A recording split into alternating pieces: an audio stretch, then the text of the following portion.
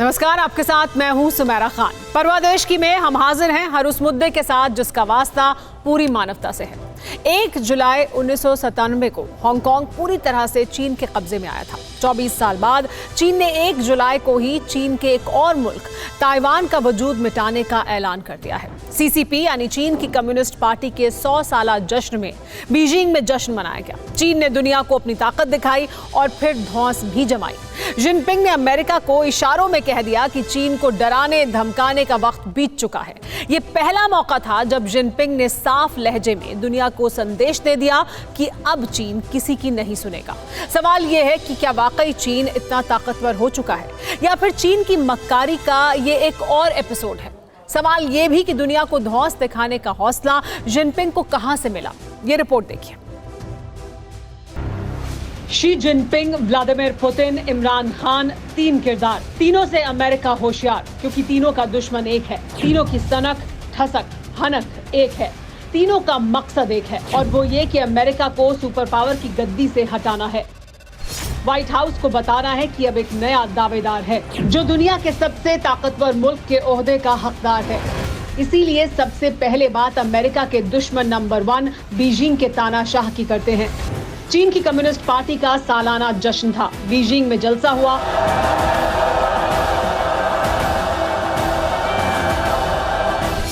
Made in China मार्का तबाही के हथियारों की नुमाइश हुई। तोप थी, टैंक थे, लड़ाकू विमान थे। यानी चीन ने 100 साल में दुनिया को तबाह करने के लिए कितना बारूद इकट्ठा कर लिया है, वो हर साजो सामान बीजिंग के खूनी इतिहास के गवाह रहे थियानमेन चौक पर मौजूद था।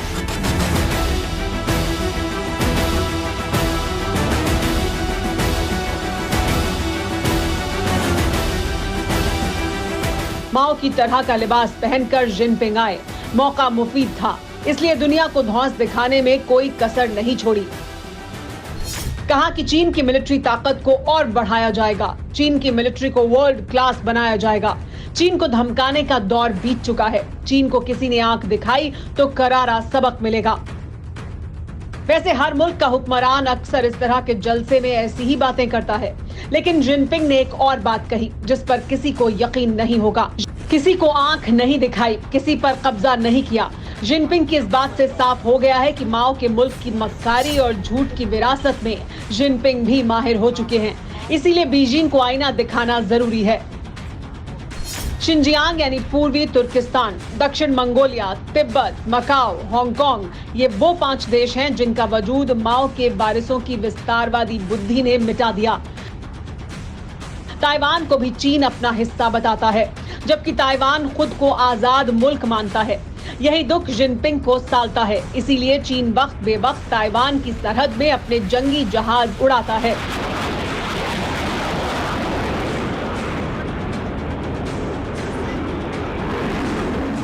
बीजिंग में सीसीपी के सालाना जलसे में जिनपिंग करीब आधे घंटे बोले। पूरा फोकस चीन की ताकत को दुनिया को दिखाना और अमेरिका को धमकाना था, क्योंकि ताइवान पर चीन के कब्जे में सबसे बड़ी रुकावट अमेरिका ही है। इसीलिए जिनपिंग ने धमकी दी, धौंस दिखाई और साफ कर दिया कि ताइवान की तरफदारी करने वालों का अंजाम बुरा होगा। जिनपिंग ने एक बार फिर साफ कर दिया है कि ताइवान पर कब्जा करके ही दम लेंगे।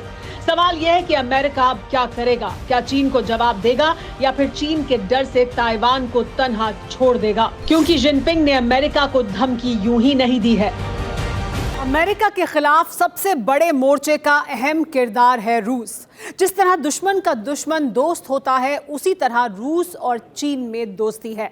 लेकिन बड़ा सवाल यह है कि जिनपिंग को दुनिया को धमकाने का हौसला कहां से आया? क्या जिनपिंग की इस बहादुरी में पुतिन की भी हिस्सेदारी है? पुतिन का पारा चढ़ा हुआ है। रूसी राष्ट्रपति गुस्से में है, इसलिए एक इंटरव्यू के दौरान जैसे ही अमेरिका का जिक्र आया, पुतिन का क्रोध 7वें आसमान पर पहुंच गया। पुतिन ने खरी खरी तो सुनाई ही, अमेरिका को बच्चा तक करार दे दिया। पुतिन ने कहा कि अमेरिका का रवैया बच्चों की तरह है। रूस से रिश्तों पर अमेरिका को गंभीर होना पड़ेगा। सवाल यह है कि चंद हफ्ते पहले ही बाइडेन और पुतिन की मुलाकात हुई। दोनों नेताओं ने 4 घंटे तक बातें की, हाथ मिलाए। फिर अचानक अमेरिका को लेकर पुतिन की त्योरियां क्यों चढ़ गईं? इस सवाल का जवाब हफ्ते भर पहले की ये तस्वीरें हैं। जब शांत समंदर में कुछ ही देर में युद्ध जैसा माहौल बन गया था। रूस की नेवी और वायुसेना के टारगेट पर था ब्रिटेन का एक युद्धपोत जिसका नाम है HMS डिफेंडर। फायरिंग होते ही ब्रिटेन के युद्धपोत ने अपनी दिशा बदली और फिर शुरू हुई समंदर में रेस। युद्धपोत पूरी रफ्तार से उल्टी दिशा में भागने लगा। आगे आगे ब्रिटेन का जंगी जहाज, पीछे पीछे रूस की फौज। हुआ यूं था कि ब्रिटेन का युद्धपोत ब्लैक सी में कई दिनों से गश्त लगा रहा था। रूस ने अचानक इस वॉरशिप पर तैनात रॉयल नेवी के अधिकारियों को वापस जाने की चेतावनी दी।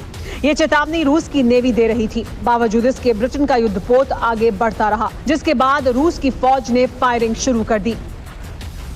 इतना ही नहीं, रूस ने ब्रिटेन को यहां तक वार्निंग दे दी कि अगली बार उसके किनारे पर नजर आए तो बम बरसाकर समंदर में ही डुबो देंगे।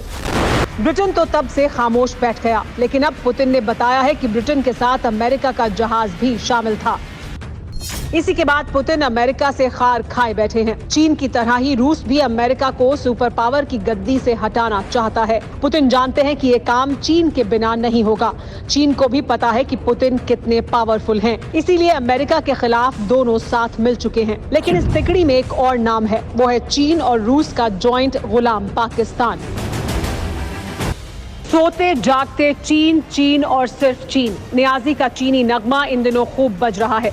जब से जिनपिंग ने जिन्ना के वारिसों को अपनी तिजोरी दिखाई, पाकिस्तानियों को खैरात के लिए बीजिंग की चौखट ही दिखाई देती है। सवाल यह है कि इमरान खान की अमेरिका से रुसवाई की वजह क्या है? अमेरिका ने चीन को मदद देनी बंद कर दी।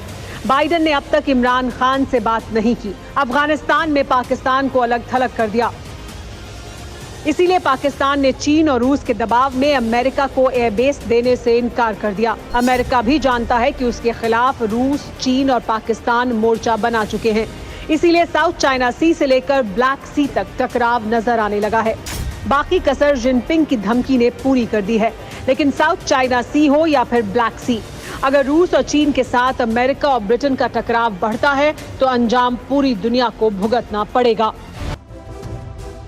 अमेरिका और रूस की पुरानी रंजिश है, लेकिन जिनेवा में बाइडेन और पुतिन की मुलाकात के बाद माना जा रहा था कि दोनों देशों के रिश्तों पर कोल्ड वॉर के दौर की बर्फ पिघल जाएगी। लेकिन ऐसा नहीं हो पाया, क्योंकि जिनपिंग के फरेबी वाले जाल में फंसकर पुतिन भी उसी राह पर चल पड़े हैं। अब बात चीन और रूस के पिछलग्गू पाकिस्तान की करते हैं। चीन की कम्युनिस्ट पार्टी के 100 साल पूरे होने पर इमरान खान ने जिनपिंग को चिट्ठी लिखी। चीन और पाकिस्तान को आयरन ब्रदर्स बताया। इतना ही नहीं, चीन से मिले टैंकों को फौज में शामिल किया। सवाल यह है कि क्या हमें परवाह करनी चाहिए? अगर हाँ तो क्यों? इस रिपोर्ट में देखिए। अब वक्त नहीं लगेगा, बिल्कुल नहीं लगेगा। बहुत बड़ी तैयारी है। क्या फिर चीनियों के पिटने की बारी है? सवाल तो है, क्योंकि लद्दाख वाली सरहद पर फिर से हलचल तेज होने लगी है। टैंकों की गड़गड़ाहट से घाटियां गूंजने लगी हैं। लड़ाकू विमानों की गूंज से आसमान थर्राने लगा है। तय हो चुका है कि हमारे जांबाजों ने LAC के पार चीन की जंगी बीमारी की परमानेंट सर्जरी करने की तैयारी कर ली है। चीन से जारी तनाव के बीच 50,000 सैनिकों को सीमा पर भेजा गया है। चीन से लगते 3 अलग अलग इलाकों में सैनिकों की तैनाती बढ़ाई है। इसके अलावा फाइटर जेट की संख्या में भी इजाफा किया गया है।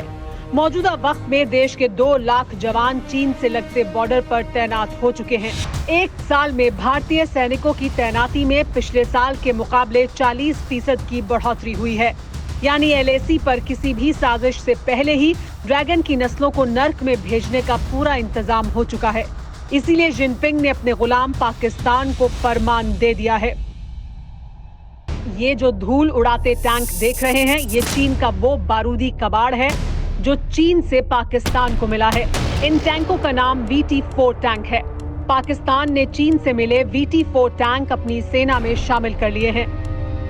इन टैंकों को चीन की कंपनी नोरिंगो ने तैयार किया है। थाईलैंड और नाइजीरिया के बाद इन टैंकों को चीन से खरीदने वाला पाकिस्तान तीसरा देश है।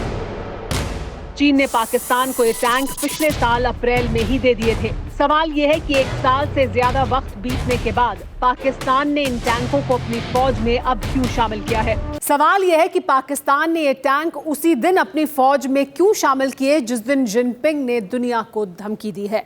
क्या चीन के इशारे पर ही पाकिस्तान ने VT-4 टैंक को अपनी सेना में शामिल किया है? इस सवाल का जवाब जानने से पहले चीन के इस टैंक की ताकत जानना भी जरूरी है। चीन के BT-4 मेन बैटल टैंक को MBT 3000 के नाम से भी जाना जाता है। चीन की तीसरी पीढ़ी का मुख्य युद्धक टैंक है ये। 52 टन वजनी ये टैंक 10.10 मीटर लंबा और 3.4 मीटर चौड़ा है। टैंक को 3 क्रू मेंबर मिलकर चलाते हैं, जिसमें एक ड्राइवर, दूसरा कमांडर और तीसरा गनर होता है। टैंक में 125 mm की तोप के अलावा कई और हथियार फिट किए गए हैं। 70 किलोमीटर प्रति घंटे की रफ्तार से दौड़ने वाला ये टैंक 500 किलोमीटर तक चल सकता है। जाहिर है चीनी टैंकों को चीन की कम्युनिस्ट पार्टी के 100 साला जश्न के मौके पर अपनी फौज में शामिल करने के पीछे पाकिस्तान का मंसूबा साजिश वाला है। सवाल यह है कि पाकिस्तान को खैरात में मिला चीन का ये टैंक हमारे T-90 भीष्म के सामने कहां ठहरता है। T-90 भीष्म 3rd जनरेशन का रशियन टैंक है। T-90 टैंक में अचूक 125 mm की मेन गन है। 6 किलोमीटर दूर तक सटीक गोलीबारी कर सकता है।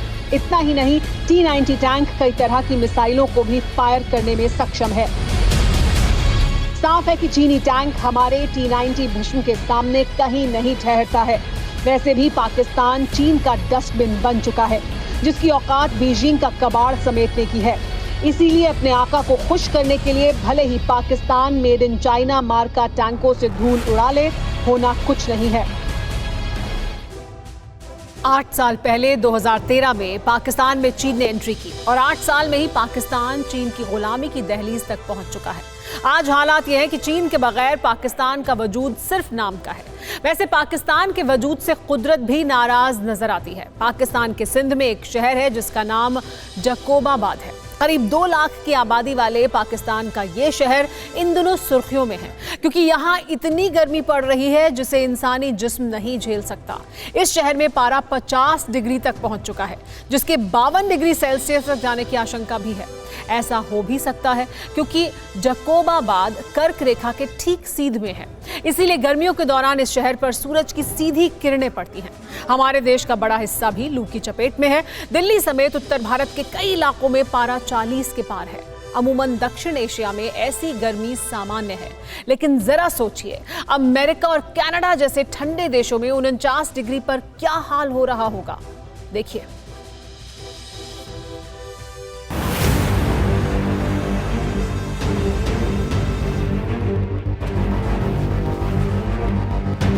आषाढ़ के महीने में आसमान से आग निकल रही है, जिसकी आंच से धरती तप रही है।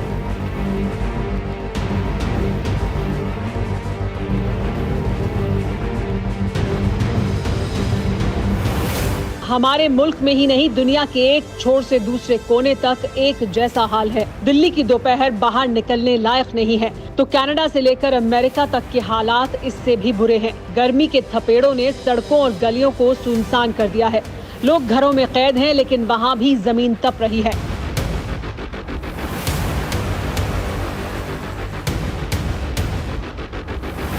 कोरोना से निपटने और लॉकडाउन खत्म होने के बाद दुनिया ने रफ्तार पकड़नी शुरू ही की थी कि कुदरत ने जिंदगी पर फिर पहरा लगा दिया है। कुदरत ने ऐसा रंग बदला है कि कनाडा और अमेरिका के वो लोग जो 20 डिग्री में ही पसीना पसीना हो जाते थे, 42 डिग्री पर उबल रहे हैं। कनाडा में 4 दिन में पारा रिकॉर्ड 49 डिग्री के पार है। गर्मी की वजह से 200 से ज्यादा लोगों की मौत हो चुकी है। अकेले वैंकूवर में गर्मी से 100 से ज्यादा जान चली गई हैं।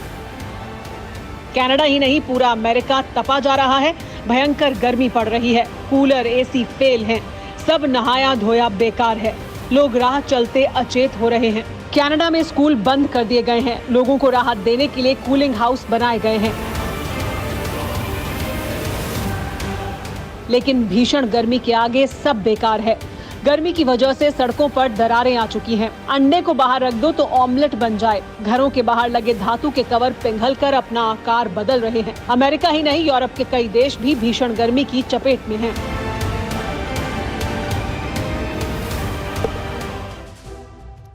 जिस तरह से धरती गर्म हो रही है उससे एक बार फिर ग्लोबल वार्मिंग का जिक्र होने लगा है। हमारे देश में ग्लोबल वार्मिंग एक प्रचलित शब्द नहीं है और भाग दौड़ में लगे रहने वाले भारतीयों के लिए भी इसका ज्यादा मतलब नहीं है। लेकिन विज्ञान की दुनिया की बात करें तो ग्लोबल वार्मिंग को लेकर भविष्यवाणियां की जा रही हैं। इसको 21वीं शताब्दी का सबसे बड़ा खतरा बताया जा रहा है और ये नजर भी आ रहा है।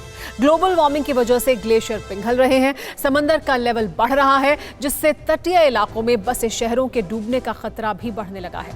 दुनिया के कई शहर समंदर में समाने के कगार पर हैं। ग्लोबल वार्मिंग की वजह से धरती का सीना लगातार गर्म हो रहा है, बारिश कम हो रही है, मौसम का रूटीन बदलने लगा है। 1970 के मुकाबले मौजूदा वक्त में धरती 3 गुना तेजी से ज्यादा गर्म हो रही है। जाहिर है वक्त रहते अगर ग्लोबल वार्मिंग पर काबू नहीं पाया गया और धरती का गर्म होना इसी तरह से बढ़ता रहा तो कयामत के दिन दूर नहीं है। इसीलिए कुदरत की नेमतों की परवाह जरूरी है। आपसे फिर मुलाकात होगी। फिलहाल मुझे दीजिए इजाजत। नमस्कार। फिक्र आपकी, सोमवार से शुक्रवार रात 9 बजे सिर्फ TV9 भारतवर्ष पर।